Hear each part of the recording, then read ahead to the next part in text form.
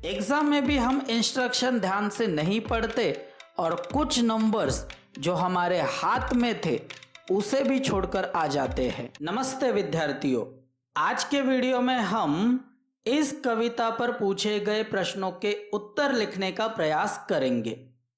इस कविता पर पूछा गया पहला प्रश्न है, प्रवाह तालिका पूर्ण करो। यहां पर हमें कवि की 4 अपेक्षाएं लिखने के लिए कहा गया है। इसका उत्तर होगा, धरती का आंगन कर्म ज्ञान और विज्ञान से महकना चाहिए, शिल्प कला का खूब विकास होना चाहिए, मनुष्य का संबंध किसी भी विनाशक अस्त्रों से नहीं होना चाहिए, यह धरती फूलों फलों से हरी भरी होनी चाहिए। दूसरा सवाल, यहां पर हमें 2 कृतियां पूर्ण करने के लिए कहा गया है। पहली कृति में 2 आंसर लिखना है। क्वेश्चन है, धरती का आंगन इनसे महके। उत्तर होगा कर्म ज्ञान से और विज्ञान से। दूसरा सवाल, धरती का श्रृंगार इनसे होगा। इसका उत्तर है फूलों से और फलों से।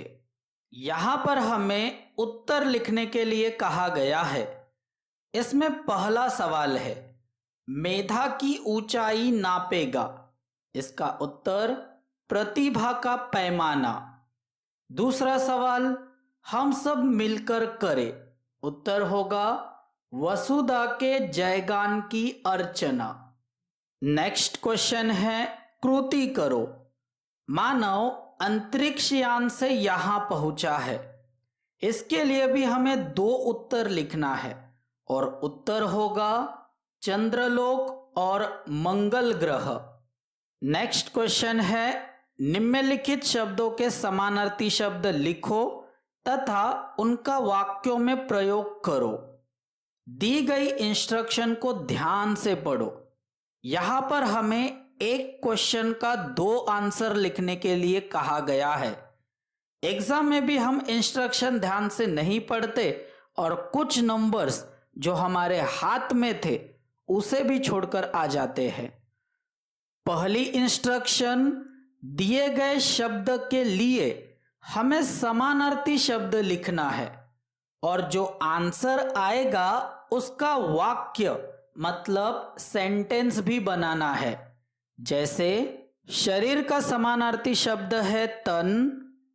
तन इस शब्द से वाक्य, तन को तंदुरुस्त रखने के लिए रोजाना व्यायाम कीजिए। दूसरा शब्द है मनुष्य, समानार्थी शब्द मानव। वाक्य होगा, धरती पर सबसे बुद्धिमान प्राणी मानव है। नेक्स्ट, पृथ्वी। पृथ्वी का समानार्थी शब्द है वसुधा। वाक्य होगा, पृथ्वी को वसुधा भी कहते हैं। नेक्स्ट है छाती, समानार्थी शब्द सीना। वाक्य, जवान सीने पर गोलियां खाना पसंद करते हैं परंतु पीठ दिखाकर भागना नहीं। अगला शब्द है पथ, समानार्थी शब्द है रास्ता। वाक्य होगा, देश प्रगति के रास्ते पर बढ़ रहा है। नेक्स्ट क्वेश्चन, दिया गया क्वेश्चन सर्वनाम से संबंधित है। यहां पर भी हमें 2 इंस्ट्रक्शन दी गई है। पहली इंस्ट्रक्शन है, हमें सर्वनाम के प्रकारों में आने वाले सर्वनाम खोजना है और दूसरी इंस्ट्रक्शन, उन सर्वनाम के वाक्य भी बनाना है। जैसे शब्द है मैं, यह पुरुषवाचक सर्वनाम है। पुरुषवाचक सर्वनाम के भी 3 उप प्रकार होते हैं, जैसे उत्तम पुरुषवाचक सर्वनाम, मध्यम पुरुषवाचक सर्वनाम और अन्य पुरुषवाचक सर्वनाम। परंतु यहां पर आप इन सबके बारे में नहीं लिखोगे तो भी चलेगा। मैं इस सर्वनाम से वाक्य होगा, मैं अस्पताल गया था।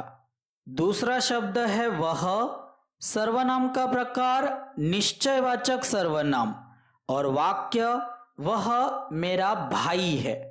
नेक्स्ट, कोई अनिश्चयवाचक सर्वनाम और वाक्य, बाहर कोई खड़ा है। नेक्स्ट, कहाँ प्रश्नवाचक सर्वनाम, वाक्य होगा तुम कहाँ रहते हो। नेक्स्ट है स्वयं, सर्वनाम का प्रकार है निजवाचक सर्वनाम और वाक्य मैं अपने घर की सफाई स्वयं करता हूं। अंतिम सर्वनाम है जैसी वैसी, इसे संबंधवाचक सर्वनाम कहेंगे। वाक्य जैसी करनी वैसी भरनी।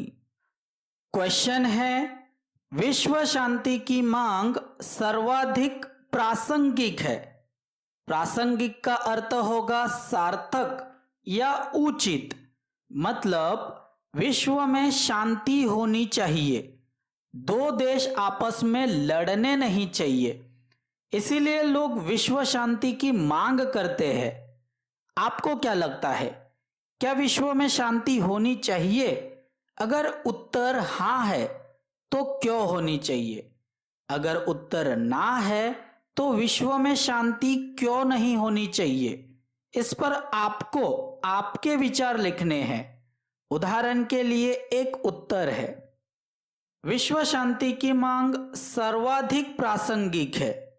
अगर आंख के बदले आंख, खून के बदले खून और जान के बदले जान, ऐसी विचारधारा पर कोई भी देश चलेगा तो दूसरे देशों के साथ साथ अपना भी नुकसान कर बैठेगा। किसी अन्य देश का नुकसान कर कोई भी देश अपनी प्रगति नहीं कर पाएगा। कोई भी देश पूर्णतः सक्षम नहीं है, इसीलिए युद्ध की अपेक्षा विश्व शांति की मांग सर्वाधिक प्रासंगिक है। नेक्स्ट क्वेश्चन, छाते की आत्मकथा। इस प्रश्न का उत्तर आपको हमारे टेलीग्राम चैनल पर मिल जाएगा।